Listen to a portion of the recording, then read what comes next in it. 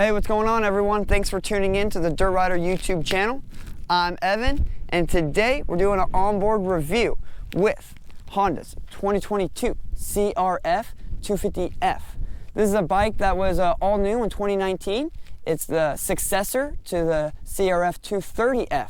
So for 2022, there's not any real big differences from 2021, other than the different graphics. But the big update was in 2019, so we'll kind of talk about some of the changes they made from the 230F to the 250F, and then we'll put the kickstand up and get dirty. So stay tuned. All right, we got the helmet on. Now let's jump through some specs, and then we'll get rolling. To start off with the power plant, this is going to be a 249cc air-cooled single, fed by direct fuel injection through a 34 millimeter throttle body, all matched by a 5-speed transmission. Up front, the fork. This is a 41 millimeter telescopic fork offering 8.5 inches of suspension travel. It's non-adjustable. In the rear, this is the ProLink Showa shock setup that Honda's been doing for a while. It is preload. It has preload adjustment and offers 9 inches of suspension travel. The back brake, this is going to be a 220 millimeter disc with a single piston caliper, and this is going to be an 18-inch rear wheel. Up front, you're working with a 240 millimeter disc, the twin piston caliper, and a 21-inch front tire, so you got good tire choices right there. It's got just about 11 inches of ground clearance. The seat height is right there, just under 35 inches. It comes in one color, red, like this one you see right here, for $4,749. It's electric start. The gas tank is 1.6 gallons, if I didn't already mention that.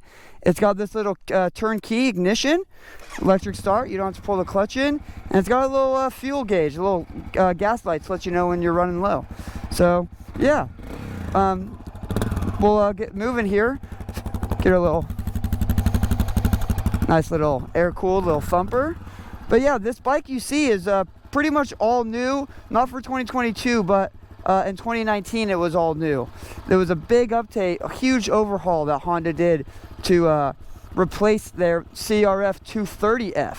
There's that was also an air-cooled single-cylinder machine, but it was carbureted. So now everything's fuel injected. It all meets the California green sticker emissions, all that good stuff. And yeah, there's a lot new going on. The old one had a 37 millimeter fork. This one's got a 41 millimeter fork. Bumped up the engine displacement. It's got a whole new frame, and yeah, there's a lot to talk about. So let's put the kickstand up and get moving.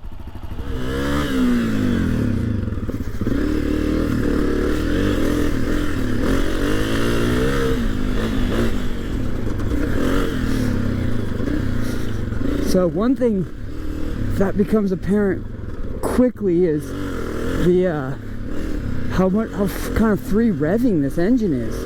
For being an air-cooled motorcycle, it revs up pretty nicely and has power kind of all the way through.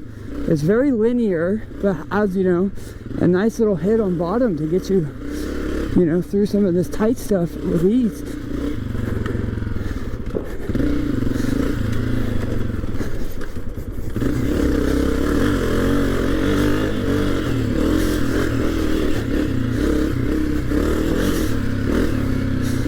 Yeah, and then if you want to, you know, use a little bit of clutch and kind of build up the revs, it has the ability to actually kind of break the tire loose to help kind of steer it, or, you know, to just kind of manipulate the power, you know, for your own benefit. I like to steer with the rear, kind of a rider, and this bike really allows me to do that. And back there, I kind of just did that little rock hop, and the suspension felt really nice and plush, but offered plenty of hold up. It didn't bottom or anything like that, like I thought it might. With this bike being air cooled, it feels very thin and nimble on this kind of stuff. One thing I will make note of, because I've already done it, is the controls at the pegs, like the shifter and the rear brake, they're made of steel and they kind of hang out a little bit and are susceptible to being bent quite easily. So definitely keep that in mind and be prepared for that, because it's already happened to me. Oh.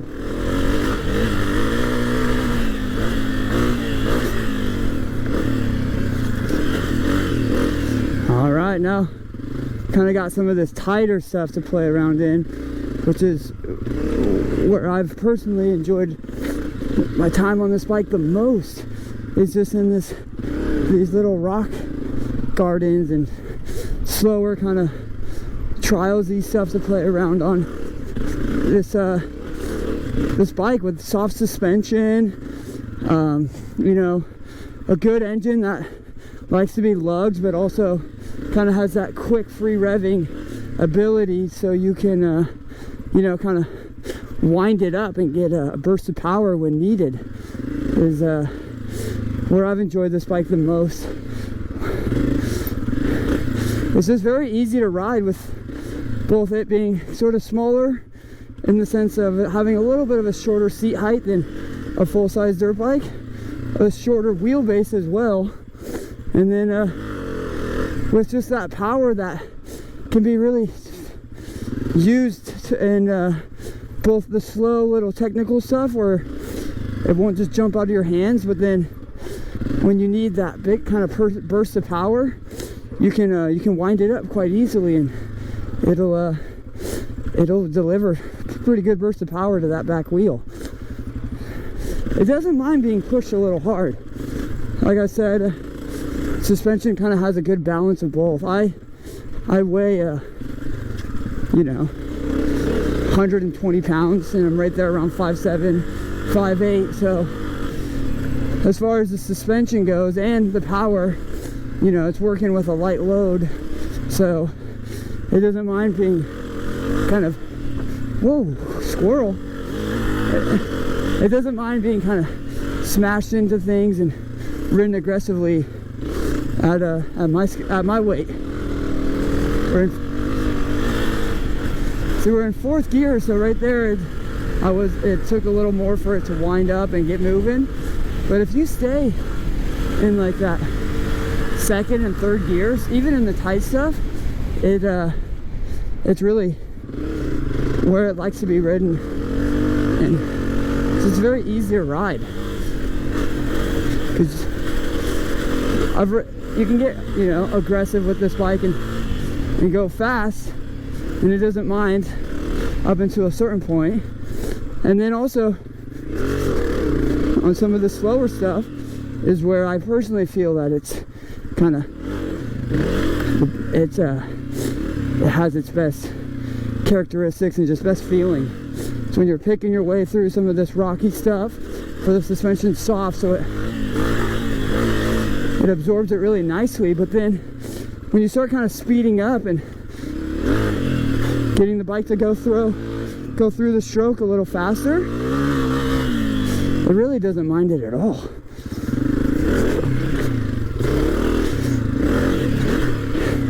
That's the thing, it just has this luggability, and there's no real dead spot in the power.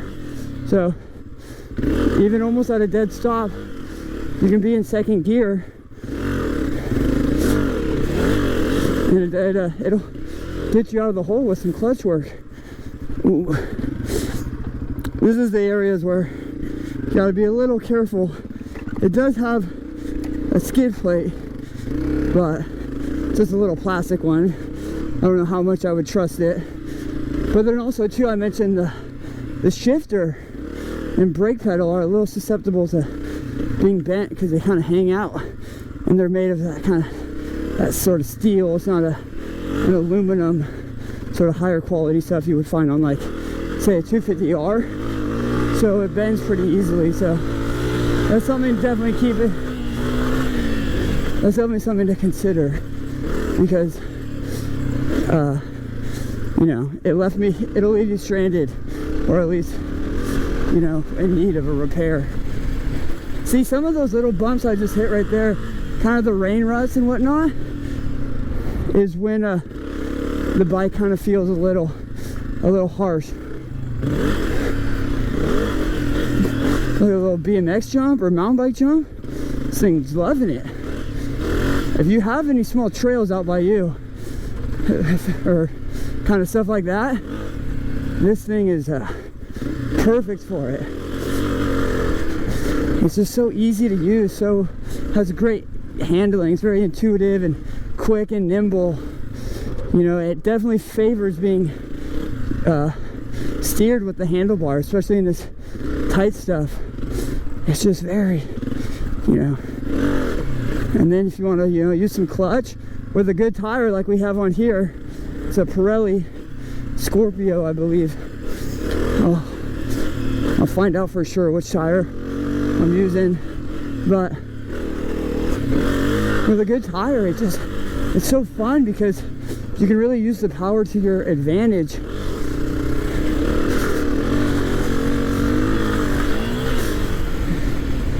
It'll lug up, you know, no problem. But then also, if you need to get on it and kind of be aggressive with both the clutch and the throttle, it'll get the job done with ease.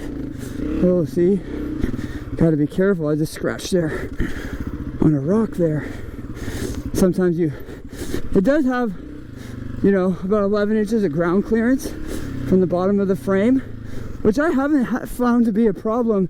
It's only when it's kind of the tighter stuff. I haven't scraped the bottom at all, as much as, like, you know, maybe dragging a foot peg or a brake lever, shift lever is kind of what I've found to be more susceptible to getting caught on stuff.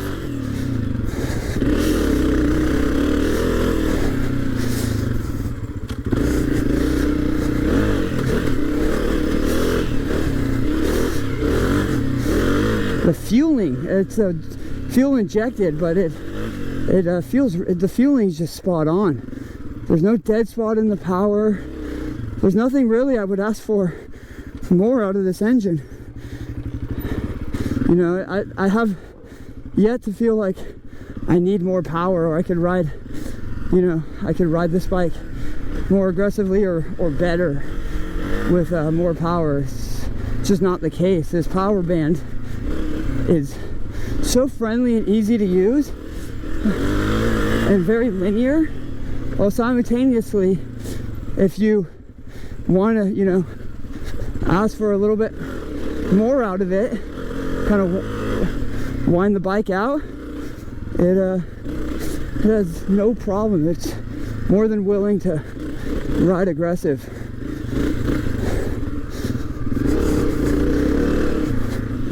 Yeah, so when it comes to these kind of more technical, sort of rocky hill climbs and just single track sections, this bike is surprisingly really good in that stuff.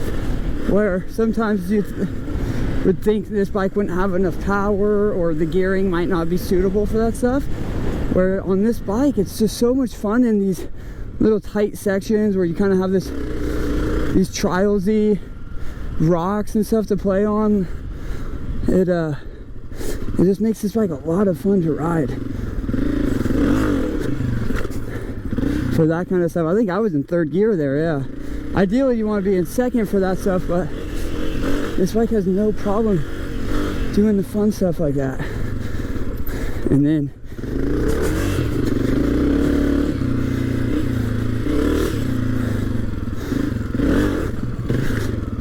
the suspension doesn't bottom out there. It just really has a nice balance between, you know, having just enough hold up to encourage that, or allow, I should say, the aggressive riding. But and then when the trail slows down and you want to get, you know, have some of that plushness and comfort on the small bumps, especially at low speed, the suspension is really happy in that kind of stuff. The faster small chop is kind of the only complaint I have with the suspension. Is in those areas is where it feels just you know, it just doesn't have a lot of comfort. It kind of beats my hands up a little. But I'll, you know, just a little bit of a trade-off there between having stuff that's soft enough to enjoy this kind of riding, as well as, you know, it's hard to get that in between.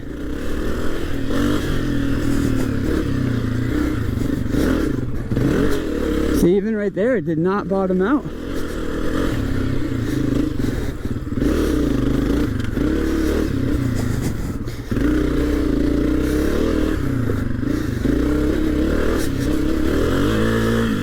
The brakes on this bike are nice and touchy. As I mentioned, this bike had a big overhaul in 2019, and one of the things it got, among other, just many other things, but one thing that really stood out to me was a proper rear brake. So you get a disc brake where before you had a drum brake, and when it comes to just kind of getting aggressive and needing to manipulate the bike and lock the rear wheel up, or to pivot, or just to slow down like I needed to right there, it just proves so crucial, especially in off-road riding where the rear brake, you know, is used kind of constantly. So that's something I find myself using a lot on this bike and enjoying about this bike, is a nice good rear disc brake.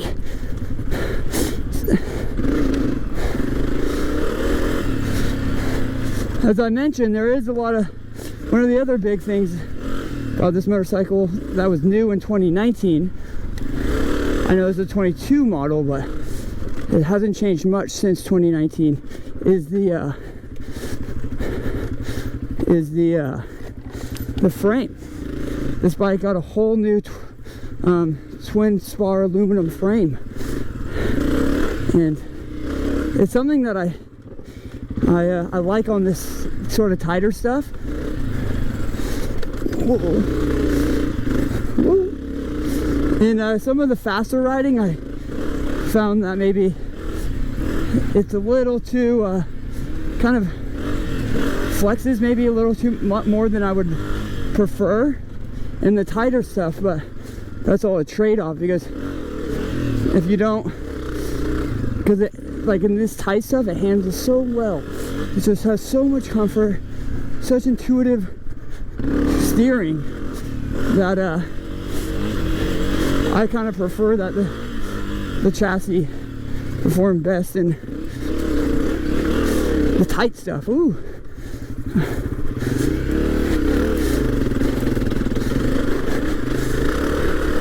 The ergonomics on this bike are very suitable for someone of my stature, but it's one thing I would like to have be a little bit bigger, or just a wider, is the handlebar. Handlebar is a little bit sweeps back and just not very tall enough for my liking, especially when you want to get aggressive out here. It's hard because, not that it's hard, but the handlebar being a little bit sort of smaller and pulled in is something that I find myself kind of trying to, kind of makes my elbows feel pulled in, and something I've been kind of trying to alleviate all day. But on the brakes, it's very stable. On some of this faster stuff, the handlebar can feel a little bit twitchy when it hits some of this kind of smaller bumps, but it that's kind of the only complaint on the suspension that I have, other than, you know, it not being adjustable in the front, is something I would like to maybe be able to play around with some clickers. But at the same time, you have to realize this is a, you know, sub $5,000 motorcycle, and it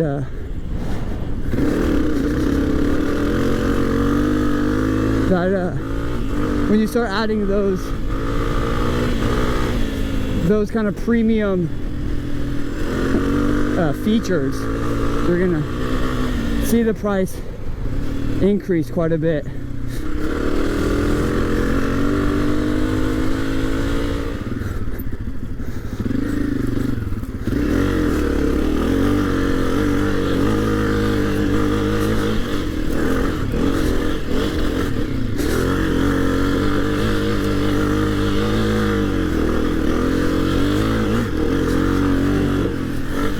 But yeah, as I was saying, that's one of the things that's so nice about this engine, that I think, you know, all skill levels and as well as different kind of rider sizes can appreciate. It's just how you know, versatile and usable this engine is all the way through. It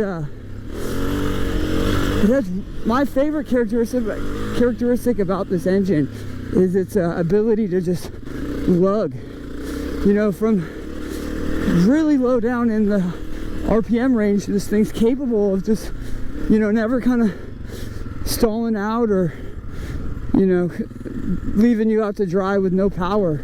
Let's try this hill climb.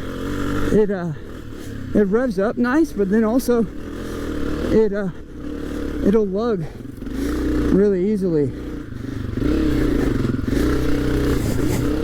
Alright, here we go. Here's a true test for its lugability. There we go. Just kind of first gear right here, keeping the RPMs happy.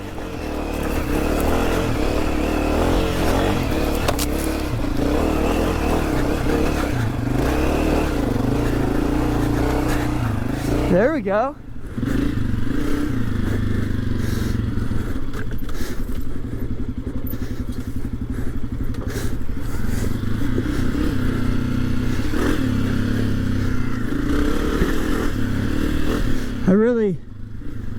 The brakes are quite nice on this machine. I think, you know, if they're any touchier, it might be something that entry-level beginners could struggle with, at least in the front. But, you know, the front has a nice initial bite to it, and then it just gets progressive from there. So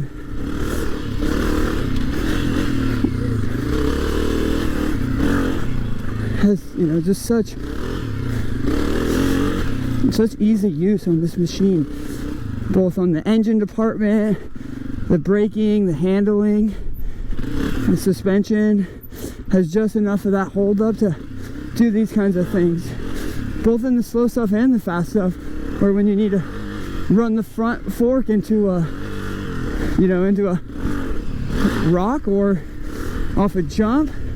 It offers good hold up. It never blows through the stroke, which is very comfortable. And then we have some of these little trials rocks to play around on, and you can see that was all in second gear. Yeah. And second gear, excuse me, is just the perfect gear for all that single track I was on, and for these kind of tighter little blippy kind of areas. This bike would be quite fun for sort of someone that might even want to take it to a vet track, like a motocross track, and ride the vet track, because you can jump it. It has, you know, plenty of suspension to jump and, you know, kind of ride aggressively, but also pretty comfortable.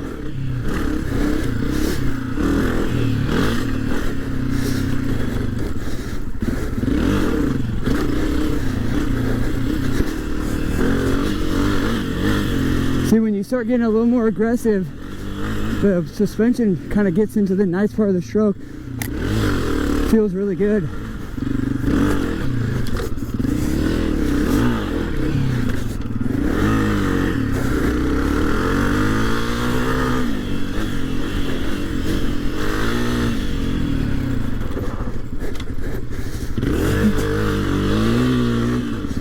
Alright, we got this little sort of motocross kind of turn track in the staging area, so we'll maybe do a little bit of a lap and see how it kind of does in more of the faster stuff.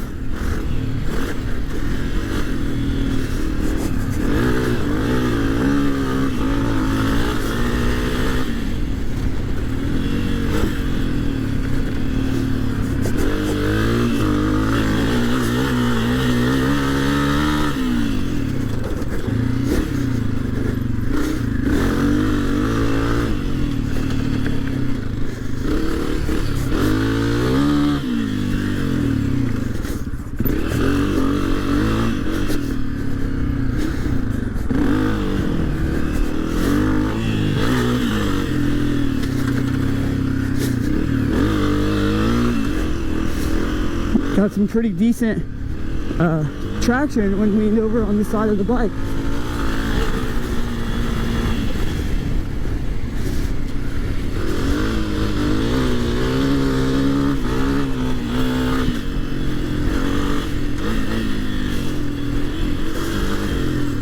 Almost for kind of some of this sort of GP kind of style stuff.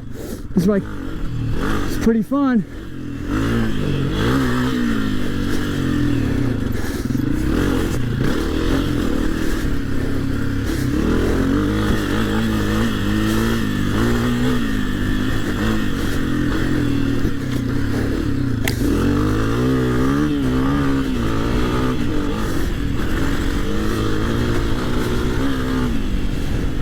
Alright, there's a little kind of turn track lap. You can see this bike, you know, it can do it all. You want to, you know, give it to your wife or your girlfriend, or even sort of a tall kind of, you know, kid. They, this bike has, you know, a nice rider triangle for a medium-sized person. Like I said, I weigh about 120 pounds without gear on. And I'm right there at that 5'7", 5'8" height range, and you know, the rider triangle is very comfortable. It's not too spacious, not too tight. It's something that I feel, for me, I really like this rider triangle. The handlebars are maybe a little kind of pulled back and narrower than I would like, but you know, that's an easy fix. And maybe for someone a little smaller, there'd be kind of an ideal bend for them. But yeah, so you can give it to someone with, you know, it's maybe kind of getting into the sport, or it's, you know, going from a smaller bike to, you know, more of a full-size bike, or maybe they're going to learn to use a motorcycle with a clutch for the first time. This would be a perfect bike. This clutch, it's not too abusive on the finger, and it has, you know, a nice engagement point. It's not very light switchy, has a nice engagement point and good feel. So it's something that would be great for someone to learn kind of clutch control, or just how and why a clutch is so important on a motorcycle, especially a dirt bike. But yeah, it's kind of a motorcycle that could be passed around the family from all different skill levels, and they'll all enjoy it. Alright everyone, as the day comes to an end, that's going to wrap up this onboard review of the 2022 Honda CRF250F. And when I think about this motorcycle as a whole, it's, you know, just a very, you know, friendly, approachable, easy to use motorcycle at a very affordable price. With but also, you know, you get some bang for your buck, in the sense that it's got good suspension. It's, you know, plush and handles the small bumps, and it kind of lower speeds well. It just absorbs and goes right over those rocks and little bumps, as well as being stiff enough to handle, you know, more aggressive, faster riding. You know, I haven't bottomed the suspension out at all today. If you want to jump it or kind of slam it into rocks, it's you know, totally cool with that too. And then you know, the rider triangle, the ergonomics, I think are at a really good you know, middle of the ground area where, you know, it's got around a 35-inch seat height, so it's going to be approachable to smaller and beginner riders on the dealership floor. You know, it's not going to be like these full-size dirt bikes where you know, they feel just so big underneath you and they can be kind of intimidating. But at the same time, it's not a cramped or small feeling motorcycle. It just does kind of finds that middle ground really well, similarly like the suspension does and the engine. Just, you know, really middle of the ground, does everything well, doesn't do anything extremely impressive, but you know, it's a bike that I think is well worth that sub $5,000 price range. Similarly, it you know, it's got good good controls. You know, the clutch is nice. It has a good pull. It's got a good engagement point. It's not light switchy. And similarly, the engine revs up real quickly. It's a kind of quick revving engine, but it sounds and feels really refined. You know, typical Honda. But yeah, and then the chassis, it's just a comfortable, all-around comfortable motorcycle. It feels very thin and nimble between the legs, and it has a good contact patches. You know, when squeezing with your legs right here at the middle of the bike, it feels, you know, real nice and thin. So that's another thing that I really like about this motorcycle. But other than that, that's going to wrap up this onboard review. So you know, check the link in the description. We'll have a full written review where we spend more time on this motorcycle in different locations and kind of, you know, see how it does, you know, all across Southern California. And then similarly, don't forget to hit that like button if you enjoyed this video or found it helpful, and maybe consider subscribing and leave a comment below and let me know what you think. Other than that, thanks for tuning in.